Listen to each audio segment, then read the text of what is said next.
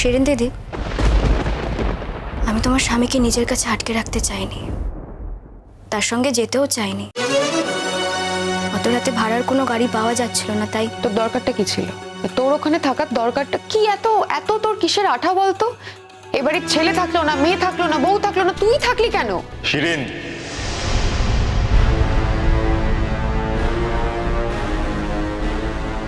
ও ছিল বলেই আমরা কেউ থাকিনি শিরিন। আর ছেলে ছিল না কে বললো তোমাকে? ভাইয়া তো ছিল, ভাইয়া না থাকলে টুটুল থাকতো। কিন্তু তুমি কি ওখানে থাকার ইচ্ছে প্রকাশ করেছিলে একবার? করনি তো।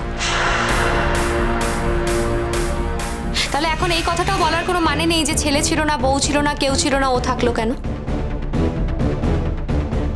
তুমি তো তোমার দায়িত্ব পালন করোনি শিরিন। আর অন্যের উপর তো এত জোর তোমার থাকতে পারে না। মিঠিদি, আমি থাকিনি তার কারণ কিন্তু আলাদা। আমি থাকিনি তার কারণ আমি থাকলে জেঠুমনি অ্যালাউ করতেন না। না করতাম না, কারণ তুমি মন থেকে তো থাকতে না। কি করে বুঝে গেলে জেঠুমনি? তুমি আমার মন এতটা চিনে গেছো? তুমি আমার মনকে চেনোনি, তুমি বুঝতে পারো না আমার মনে কি হয়, তুমি বোঝো না। অনুজের বউ হিসেবে তোমাকে আমি কোনোদিন মেনে নিতে পারিনি। যাকে মেনে নিতে চেয়েছিলাম তাকে কাছে রাখতে পারিনি, কিন্তু তা বলে যে এসেছে তাকে আমি মানিনি, এটা তুমি বোঝো না।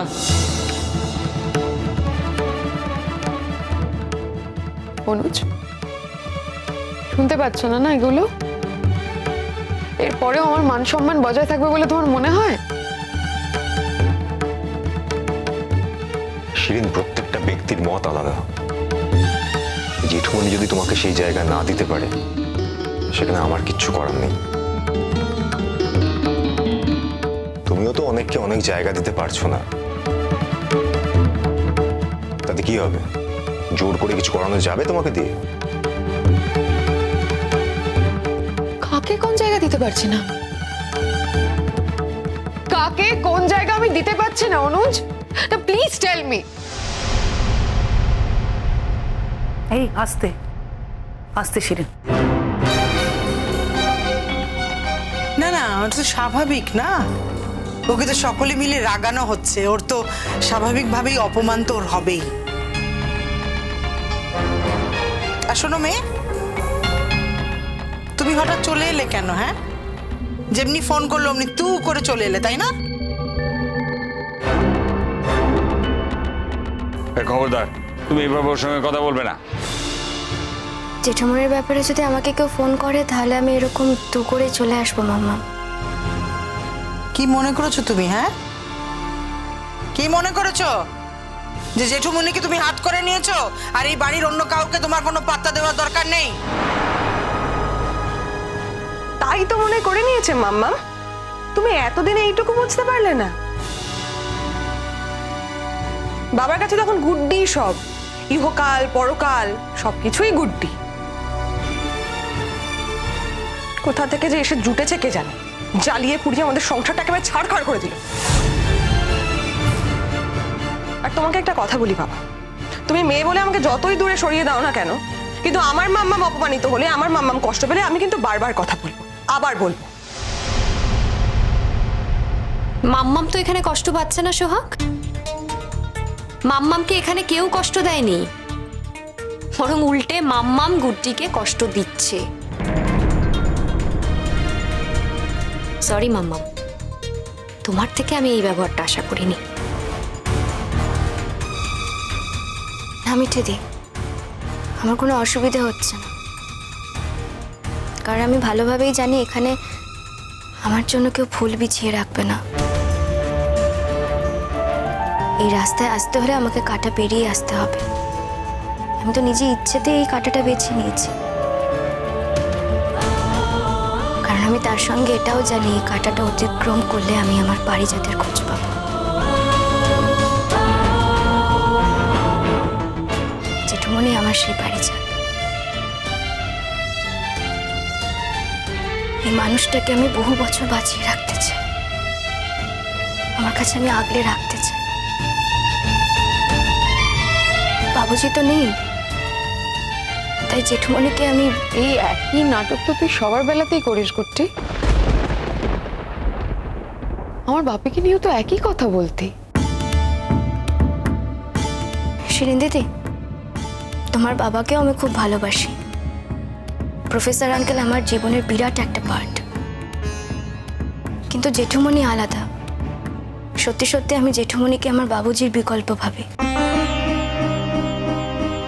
এই ভাবনাটা তুমি আমাকে শাসন করেও বদলাতে পারবে না, জোর করলেও আমি আমার এই ভাবনাটা বদলাতে পারবো না শিরিন দিদি, কারণ এই ভাবনাটা একান্তই আমার নিজস্ব ভাবনা। আর একটা কথা তোমায় বলছি শিরিন দিদি, এতদিনেও যা হয়নি, আর এতদিন পর যখন তুমি এ বাড়িতে বিয়ে করে এসেছো, যখন তুমি আইনত ধর্মত সব দিক দিয়ে অনুজ চ্যাটার্জির বউ, তখন তুমি এত ভয় পাও কেন আমাকে? আমি কটা দিন এ বাড়িতে থাকলেই তোমার সংসারটা নড়বড় হয়ে যাবে। আমি তা করতে পারবো না শিরিন দিদি, সেই ক্ষমতা আমার নেই। আর তার থেকেও বড় কথা, সেটা করার আগ্রহ বা ইচ্ছে কোনোটাই আমার নেই। তুমি তোমার মতো তোমার স্বামীকে নিয়ে থাকতে পারো, থাকো না তুমি তোমার মতো। আমি এই বাড়িতে শুধুমাত্র আমার জেঠুমনির জন্য এসেছি। জেঠুমনি যতদিন না পর্যন্ত সুস্থ হচ্ছে ততদিনই আমি জেঠুমনির সাথে এখানে থাকবো। তারপরে আর একটা দিনও, একটা বাড়তি দিনও আমি এখানে থাকবো না, চলে যাব। তা এত বছর জেঠুমনিকে কে সুস্থ করেছে বাবা? তুমি যখন ছিলে না, যখন আপদ বিপদ ঘটতো, তখন তুমি কোথায় ছিলে মা?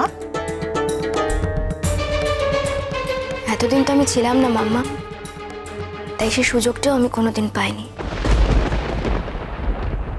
আজকে আমি সুযোগ পেয়েছি। বাবার অসুখের দিনে কি মেয়ে দূরে সরে থাকতে পারে মাম্মা? মা বাড়িতে থাকলেও মেয়ে কি আসতে পারে না তার বাবার কাছে? তার বাবার সেবা যত্ন করতে পারে না? তুমি কেন সেবা যত্ন করবে না? কেন জেঠুমনির পাশে থাকবে না? তুমি তো জেঠুমনির স্ত্রী, তুমি থাকবে। কিন্তু আমিও থাকতে চাই মাম্মা, আমি জেঠুমনির পাশে থাকতে চাই। অবশ্য জেঠুমনি না চাইলে। তুই তো জানিস মা, তুই থাকলে আমি তাড়াতাড়ি ভালো হয়ে যাব, সুস্থ হয়ে যাব। কিন্তু আমার খারাপ লাগছে তোকে এখানে আসতে গিয়ে এতগুলো কথা শুনতে হলো। জেঠুমনি ওকে বলে দাও, এই বাড়িতে ওকে কোনো রকম কোনো আন্ডিউ কথাবার্তা কেউ শোনাতে পারে না। এই বাড়িতে আসার ওর সম্পূর্ণরূপে অধিকার রয়েছে।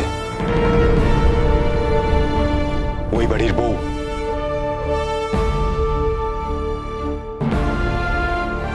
হ্যাঁ মানছি, ও আমার প্রাক্তন স্ত্রী, আমার এক্স ওয়াইফ, কিন্তু এই বাড়িতে আসার ওর সম্পূর্ণরূপে অধিকার রয়েছে। তাই যে যা খুশি তাই বলুক না কেন, ও এই বাড়িতে নিজের অধিকারেই এসছে, আরো যতদিন ইচ্ছে ও নিজের অধিকারেই আসবে। ওর যতদিন মন চাইবে ততদিন আসবে। কিরে গুড্ডি, উত্তরটা পেয়ে গেছিস তো? আর একদম মন খারাপ করবি না, কারোর কথা ধরবি না।